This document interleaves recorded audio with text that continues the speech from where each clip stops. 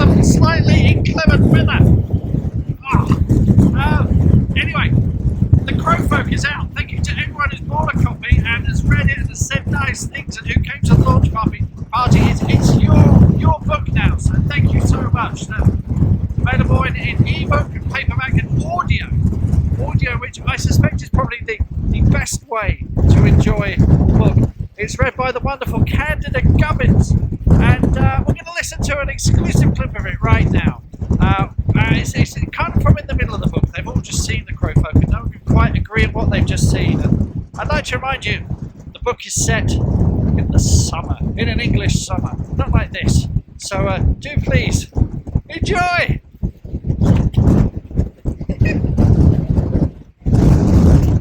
Chapter 14. The Heart of the Village. Woodville had a perfectly good village hall. Rebuilt after a fire in 1932, it served as a venue for village council business, the Woodville Amateur Dramatic Society, wedding receptions and children's parties. It had electric throughout, parking spaces for 2 motor cars and even one of those fancy indoor lavies. For the big emergencies, though, the good villagers of Woodville knew there was only one place they could gather for a rational debate. The Green Man pub was the real heart of the village, and most of Woodville's residents had squeezed themselves inside to harumph and rhubarb about the bizarre events they'd just witnessed. It was the noon till 2 lunchtime session, and the pub hadn't been this busy since New Year's Eve. Faye held the fort at the bar, while Terence popped down to the cellar to change a couple of barrels. "Travelling folk, I reckon, passing through," Bertie Butterworth said, and got a flutter of and ahs in vague agreement from the gathered throng. He dried out since this morning's little adventure in the river. "Do not disappoint us," they said. Faye folded her arms. "That sounds like a threat to me, and we don't take kindly to threats, do we, folks?" This got a rousing chorus of "yes" from the local defence volunteers who had also dried out. They could only recall a slight altercation between Mr. Marshall and Mr. Baxter when asked how this morning's training had gone. Bertie was the same. Faye brought it up when he ordered his pint, and he scrunched his nose and frowned, half remembering that something odd happened, though he wasn't quite sure what. Why was she the only one who remembered the way the Starlings put out the fire? Faye could understand the older men forgetting. At the forefront of their minds were Dunkirk and the war. They'd been champing at the bit for a scrap since the retreat, and if they couldn't fight Nazis, then a bunch of strangers dressed like scarecrows making threats would do for the time being. Thank you very much. But Bertie should have remembered. "Ignore 'em," Bertie said, a voice of reason. He got a few boos from his LDV comrades. "Why pick a fight? They'll be gone soon enough." "I don't think they're going anywhere, Bertie." Faye fixed him with a slightly miffed stare, and the boy wavered, slurping his cider, unsure why she was suddenly so cross with him. "And I don't think they're travellers," Faye continued, wanting to scream that they were clearly scarecrows, but also remembering what Mrs. Teach had told her about folk only seeing and hearing what they wanted to. She caught Mrs. Teach's eye. The older woman was watching her from the end of the bar where she nursed a sherry. "And that name, Suki, I'm sure I've heard it before. Anyone here know a Suki?" The villagers all looked to one another, and in moments the pub was hosting a shrugging contest. "They call themselves Crow Folk. What does that mean?" More shrugs. "A circus, I reckon," Terence said as he emerged from the cellar. "I almost ran off with the circus when I was a lad, you know." "The circus?" Faye squinted at her dad through her specs.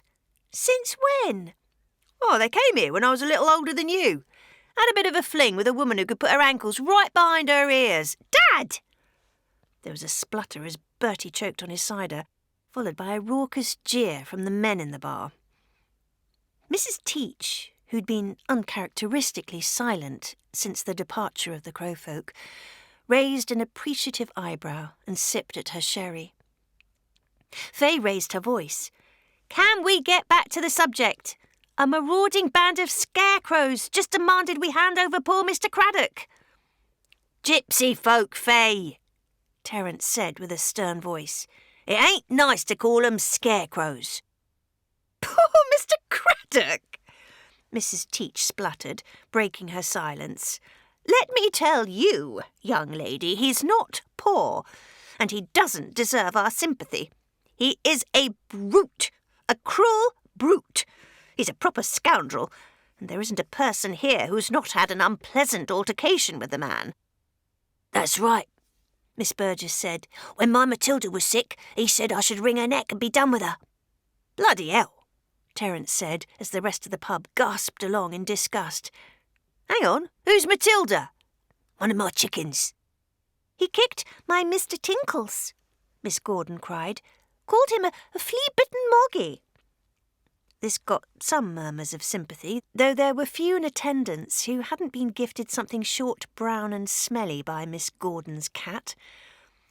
"He started a salacious rumour," Mr. Hodgson began, and the pub's patrons held their breath in anticipation of the punchline.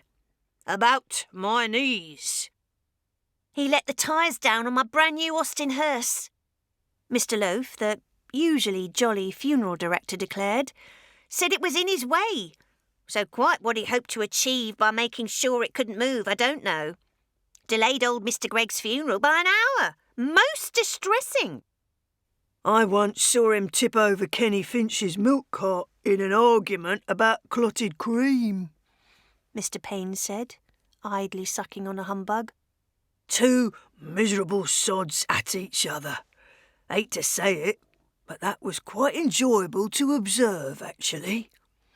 "He was always mocking my Ernie's height," Mrs. Teach said, a faraway look in her eyes. "Shorty, titch, half pint. Every time he saw my Ernie there was a new insult. But my Ernie took it all in his stride and with a smile. I can assure you that while my Ernie may have been lacking stature, he was a big man." No one knew quite where to look. They had heard the rumours about Ernie too. "Another sherry, Mrs. Teach?" Terence offered. Mrs. Teach slid her glass to him. "I like to think the best of folks," Bertie said from behind the dregs of his cider. "But if being a miserable bugger was an Olympic sport, then Mr. Craddock would get gold, silver and bronze." "And he was going to thump me one last night. But that's no reason we should hand over one of our neighbours to these—" Fay looked over to her dad. "Gypsies." "It's simply none of our business," Mrs. Teach said. "If they've had a contretemps with Mr. Craddock, then let them have it out. We should, like the Swiss, remain neutral.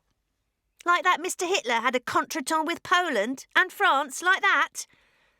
Fay could sense her father's disapproving glare. Never disagree with a customer. But she couldn't let this stand. "And what if they decide to have a little disagreement with you, Mrs. Teach, Should I turn a blind eye then too? We've never taken kindly to threats round here, and I don't see why we should start now, especially with these scarecrows." "Gypsies," Terence corrected. "Scarecrows, Dad. One of them had a bloomin' great pumpkin for an head. I saw it, like you all did. I don't care if it's real or what, but if they dress up like scarecrows and act like scarecrows, I'm calling them scarecrows. So, what are we going to do about it?" "I don't see what we can do," Terence said with a forced chuckle. Fay couldn't fathom why he was laughing at first. Then she recalled seeing him do this with unhappy customers in the past. He had always told her that if anyone got a bit testy, then first try distracting them by changing the subject and having a laugh. Just pretend you hadn't heard the insult or threat, and no one would feel they had to deliver on any angry promises of fisticuffs. It was an old trick, but he'd never tried it on his own daughter. He was attempting to shut her up like she was some common saloon bar brawler. "But I can see young Bertie needs another half a cider." Terence slid Bertie's empty glass towards Fay. "Oh, "Oh, thank you very much." Bertie grinned. "Good health. Cheers." Fay scowled at her father, but he gave her a jolly wink and raised his head to address the whole pub. "Mrs. Teach is right. There ain't a person in this room who's not had a run-in with Archibald Craddock," Terence said. "And who's to say they don't have him already? Anyone here seen him today? No, me neither. And if he's got some sort of beef with these gypsy folk—" Fay sighed, surrendered and poured Bertie's half. "Then, knowing Craddock, he's probably having a scrap with them now in a barn somewhere. That's how he settles things. Queensberry rules. Let them have it out, fair and square, and not stick our noses in. Hear, hear," Mrs. Teach said. "One shouldn't go poking one's nose into other people's business, Fay. It's not ladylike." Fay spluttered at the hypocrisy of the nosiest woman in the village. "Well, I wonder why you, of all people, Mrs. Teach, wouldn't want anyone digging deeper." "I don't know what you mean. I saw that fellow with a pumpkin for a head tip his hat at you as he wandered off," Fay said. "Looked like he knows you well enough. I cannot account for the behaviour of others. There must be some reason why he singled you out. Perhaps he knows a lady when he sees one. Perhaps he—" "All right, that's enough, Fay." Terence's voice boomed as he took his daughter by the shoulders and steered her away from Mrs. Teach. "Collect the empties and wash them up, please. I think we all need to—" A heavy thud came from the roof of the pub. Everyone froze and glanced at each other to make sure they had all heard it too. Thud. Everyone looked up. Thud, thud, thud. It became an avalanche of impacts, all piling on top of one another, each one making Fay's heart jolt. People murmured and clustered together, and then from outside came a scream. Fay hurried around the bar, wriggled through the crowd, pulled the doors open and dashed outside. She found the elderly Mrs. Pritchett out walking her 2 Yorkshire Terriers. The dogs whined, and the old lady was trembling, her eyes wide in terror. All around her, and littering the whole cobbled street, were starlings, dozens of them, lying still with their little legs stiff. Some twitched in their death throes, their wings broken. Mrs. Pritchett found her voice. "They just fell out of the sky,"